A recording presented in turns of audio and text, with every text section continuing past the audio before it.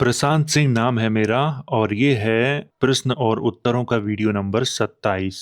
इस वीडियो के अंदर आप लोगों के द्वारा पूछे गए प्रश्नों को शामिल किया गया है। जैसे पंडित शब्द का प्रयोग सबसे पहले किस भाषा में दिखाई देता है, पाली, प्राकृत में या संस्कृत में। अगला प्रश्न है पाली और प्राकृत एक भाषा है या अलग अलग भाषाएं हैं। अगला प्रश्न है दाऊद और सुलेमान ऐतिहासिक राजा हैं या काल्पनिक पात्र हैं। अगला प्रश्न है शरणंकर बुद्ध ही शंकर भगवान है। अगला प्रश्न है याक पशु को पाली प्राकृत भाषा में क्या कहा जाता है। इन प्रश्नों के अलावा और भी प्रश्न हैं जिन्हें वीडियो के अंदर शामिल किया गया है। तो आइए वीडियो की शुरुआत करते हैं।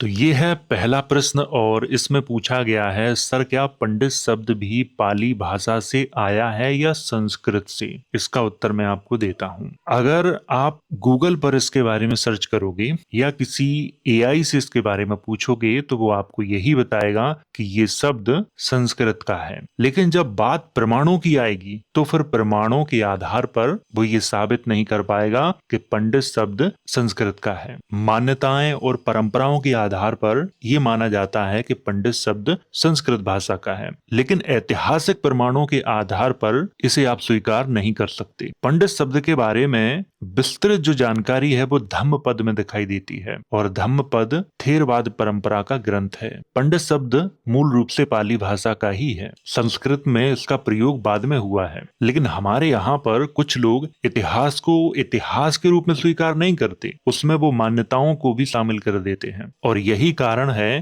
कि एआई भी इसके बारे में गलत जानकारी देते हैं, क्योंकि एआई कहां से जानकारी उठाता है? गूगल से, और गूगल पे जो उपलब्ध होता है वही आपको बताता है। और गूगल पे कौन लिखता है? हम और आप जैसे लोग ही लिखते हैं। तो गूगल के पास अपनी कोई रिसर्च नहीं है और ना ही किसी एआई के पास अपनी कोई रिसर्च है जो आपको वहां से सही उत्तर दे पाएगा। पंडित शब्द की जितनी विस्तृत चर्चा धम्मपद में मिलेगी उतनी किसी अन्य धर्म के ग्रंथ में आपको नहीं मिलेगी। इसीलिए पंडित शब्द को मूल रूप से पाली भाषा का ही शब्द माना जाता है। अगला प्रश्न है उत्तर दिशा की ओर जाने वाले राम पंडित को दक्षिण भेजा गया, बहन को पत्नी बनाया गया, लंका अवतार सूत को जोड़ा गया, जनक जातक कथा के नामों का इस्तेमाल करके कहानी बनाया गया। घृणा एवं विरोधाभास स्पष्ट रूप से दिखाई पड़ता है। इन्होंने यह प्रश्न संभवतः राम पंडित जातक कथा के संबंध में पूछा है, क्योंकि जातक कथा में जो कहानी मिलती है राम पंडित की, इनका कहना है कि उसी कहानी को एक विस्तृत रूप दिया गया है और रामायण की रचना की गई है। तो ये बात सही है। प्रारंभिक जो कहानी मिलती है वो जातक कथाओं में ही मिलती है। दूसरी सदी ईसा पूर्व, पहली सदी ईसा पूर्व की आप जातक कथाओं को देखेंगे तो वहां पर जो राम का स्वरूप है वो बिल्कुल अलग है। फिर तीसरी सदी ईसवी के आसपास की जातक कथाओं को आप देखोगे तो वहां पर जो राम का स्वरूप मिलता है वो थोड़ा सा अलग मिलता है। और गुप्त काल में जातक कथाओं के राम का जो स्वरूप है वो पूरी तरह से बदल चुका था। इस तरह से परिवर्तन हुआ है और हर चीज में परिवर्तन होता है। यहाँ पर मैं एक उदाहरण देना चाहूंगा। आज जिसे हम महाभारत के नाम से जानते हैं उसका सबसे प्राचीन नाम है जय संहिता। आज महाभारत में कितने श्लोक हैं? 1 लाख से भी ज्यादा। और जय संहिता में कितने थे? 8,800। तो बाकी जो श्लोक हैं वो कब और किसने डाले? यही मैं यहाँ पर कहना चाह रहा हूँ कि जातक कथा को ही धीरे धीरे बढ़ाया गया है, उसमें नए नए पात्रों को जोड़ा गया है और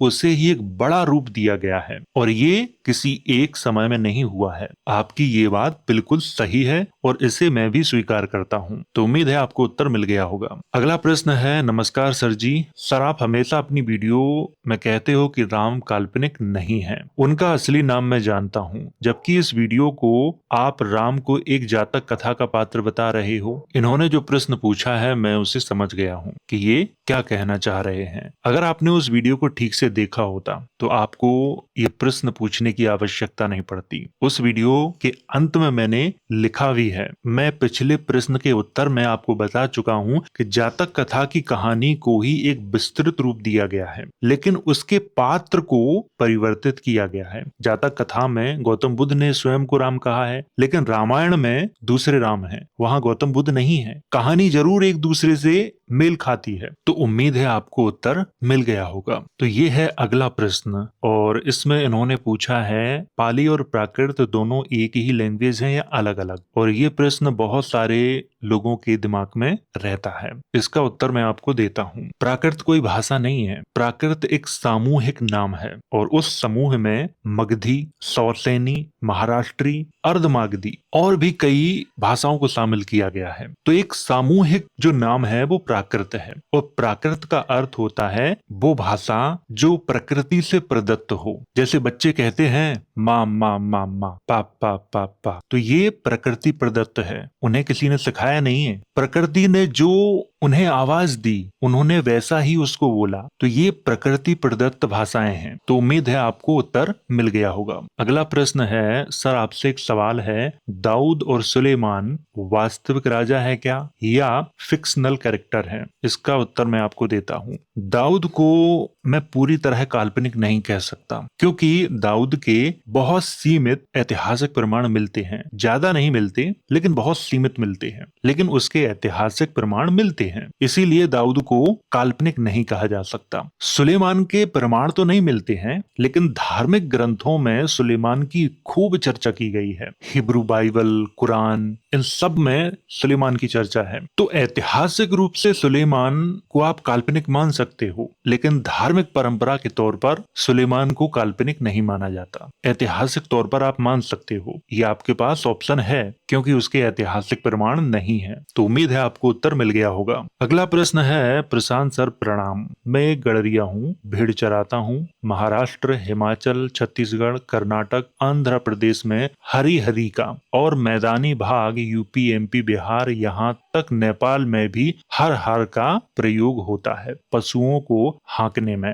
दूसरा शब्द का प्रयोग क्यों नहीं होता हाँकने में, यानी हर हर, हरी हरी शब्द क्यों कहा जाता है? आपने जो प्रश्न पूछा है उसका संबंध इतिहास से नहीं है। इस प्रश्न को आप पारंपरिक या व्यक्तिगत प्रश्न का दर्जा दे सकते हो। जैसा आपने कहा है कि हरी और हर शब्द का प्रयोग क्यों किया जाता है। हरी और हर शब्द का प्रयोग बहुत बाद में किया गया है। सबसे पहले ये कहा जाता था। हरी और हर जो शब्द हैं ये इनसे थोड़े से समानता रखते हैं, इसलिए बाद में कुछ लोगों ने हे की जगह हरी हरी कर दिया और हर हर की जगह हर हर कर दिया। और यहाँ पर जो हे और हर हर हर हर ये प्रकृति प्रदत्त है, ये किसी धर्म विशेष का शब्द नहीं है। हमारे अंदर से जो आवाज निकली हमने उसी का प्रयोग किया है। आज भी हमारे यहाँ पर इन्हीं शब्दों का प्रयोग होता है जो सामने लिखे हैं। हरी और हर शब्द का प्रयोग नहीं होता है। आपके यहाँ होता होगा पर मेरे यहाँ नहीं होता। धार्मिक मान्यताओं के अनुसार हरि शब्द का जो प्रयोग है वो भगवान विष्णु के लिए किया गया है और हर शब्द का प्रयोग भगवान शंकर के लिए किया गया है। पर यहाँ पर आपने भेड़ चराने की बात की है तो आपके क्षेत्र में शायद ऐसा बोला जाता हो, हरी हरी या हर हर, पर वास्तव में हरी हरी और हर हर नहीं कहा जाता है। क्या कहा जाता है वो सामने लिखा है। ये कहा जाता है, आप इसे अपने भाषा में उच्चारित करके देखें और इसे बार बार उच्चारित करके देखें। आपको कुछ हद तक ध्वनि एक जैसी जरूर सुनाई देगी पर शब्द अलग अलग हैं। और जब इसी ध्वनि को लिखित रूप दिया गया तब ये हरी हरी और हर हर का प्रयोग किया गया। उम्मीद है आपको उत्तर मिल गया होगा। अगला प्रश्न है सर शरणंकर बुद्ध को ही शंकर भगवान कहा जाता है क्या? जवाब दीजिएगा। तो मैं आपको जवाब दे रहा हूँ। आपको ऐसा क्यों लगता है कि शरणंकर बुद्ध ही शंकर भगवान है? क्या आपके पास कोई इसका प्रमाण है? मेरे अनुसार दोनों अलग अलग हैं। शरणंकर बुद्ध अलग हैं और शंकर भगवान अलग हैं। शरणंकर जो बुद्ध हैं वो बौद्ध परंपरा में सबसे पहले बुद्ध माने जाते हैं और सबसे जो आखिरी के बुद्ध हैं वो गौतम बुद्ध हैं। 28 बुद्धों की जो परंपरा है उसमें शरणंकर को पहला बुद्ध माना गया है, लेकिन शरणंकर बुद्ध शंकर भगवान हैं ये गलत है। और ऐसा आप क्यों कह रहे हैं इसके पीछे एक मान्यता है, लेकिन ये मान्यता बहुत बाद की है। मध्यकाल में कुछ संतों के द्वारा गौतम बुद्ध को शिव का अवतार बताने का प्रयास किया गया है और वहीं से ये धारणा बनी है। इसीलिए कुछ लोगों को ऐसा लगता है कि जो शरणांकर बुद्ध हैं वही शंकर भगवान हैं। ये पूरी तरह से गलत है। ये मान्यता मध्यकाल की है, बहुत बाद की है, और इस मान्यता में कोई भी सत्य नहीं है। अगला प्रश्न है, सर पिछली वीडियो में आपने ललित बिस्तर बुक के नाम लिया कि वो बुद्धिस्ट की है, पर वो बुक तो संस्कृत में लिखी है, तो बुद्धिस्ट की कैसे हुई? मेरा दूसरा क्वेश्चन है, आप शिव, शंभु, महाकाल, रुद्र, शंकर का इतिहास बता सकते हैं? मुझे ऐसा लग रहा है कि आपका इतिहास बहुत कमजोर है, अत्यधिक कमजोर है। ऐतिहासिक प्रमाणों के आधार पर मैं आपको बता रहा हूं कि संस्कृत का जो प्रयोग है सबसे पहले महायानी बौद्धों ने किया है। उनकी पांडुलिपियां आज भी उपलब्ध हैं बुद्धिस्ट हाइब्रिड संस्कृत में। तो आपने जो तर्क दिया है कि ललित बिस्तर संस्कृत में है तो वो बौद्धों का कैसे हुआ? मैं आपसे यही कहूंगा कि थोड़ी सी संस्कृत के बारे में आप जानकारी हासिल करें। और दूसरा आपका प्रश्न है, शिव, शंभु, महाकाल, रुद्र, शंकर का इतिहास बता सकते हैं? ये प्रश्न और उत्तरों वाला वीडियो है, तो पूरा इतिहास बताना संभव नहीं है, लेकिन थोड़ी सी जानकारी आपको दे सकता हूँ। शिव एक उपाधि है जो शंकर भगवान और महेश्वर के लिए प्रयोग की गई है। शंकर भगवान और महेश्वर दोनों अलग अलग व्यक्ति हैं, एक नहीं है, और ये उपाधि दोनों के लिए प्रयोग की गई है। शंभु आदिवासी परंपरा में इनका वर्णन मिलता है। महाकाल, इनके लिए शिव की उपाधि का प्रयोग नहीं किया गया है। महाकाल का जो विवरण है वो वज्रयानियों की परंपरा में आपको मिल जाएगा विस्तृत रूप में। और आगे आपने कहा है रुद्र, तो रुद्र को भी शिव की उपाधि नहीं दी गई है। वेदों में रुद्र शब्द का प्रयोग है, लेकिन ये शिव के लिए प्रयोग नहीं किया गया है, बाद में इसे शिव से जोड़ा गया है। और अंत में आपने कहा है शंकर। हाँ, शंकर भगवान के लिए शिव की उपाधि का प्रयोग किया गया है। ये प्रश्न और उत्तरों वाला वीडियो है, वरना आपको और विस्तार से इनके बारे में जानकारी देता। अगला प्रश्न है, सर याक एनिमल का पाली और प्राकृत लैंग्वेज में नाम क्या है? इसका उत्तर मैं आपको दे रहा हूँ। पाली में याक एनिमल को चमर पशु कहा जाता है। अर्धमागधी में भी चमर ही कहा जाता है। जैन ग्रंथ है आचरांग सूत्र, उसमें मैंने ये पढ़ा है। पाली साहित्य में चमर ही कहा गया है। और जिन राजाओं का टोटम चमर पशु था उन्हीं के वंशजों को चमार कहा गया है। चमार कोई अपमानजनक शब्द नहीं है। मैं क्षमा चाहता हूँ, SC/ST एक्ट के अनुसार इस शब्द का प्रयोग ठीक नहीं है, पर यहाँ पर शैक्षणिक दृष्टि से इस शब्द का प्रयोग किया जा रहा है, तो किसी को आपत्ति नहीं होनी चाहिए। तो चमार कोई अपमानजनक शब्द नहीं है, लेकिन इसको अपमानजनक बनाया गया है। आज जिन्हें हम चमार कहते हैं, ये लोग उन राजाओं के वंशज हैं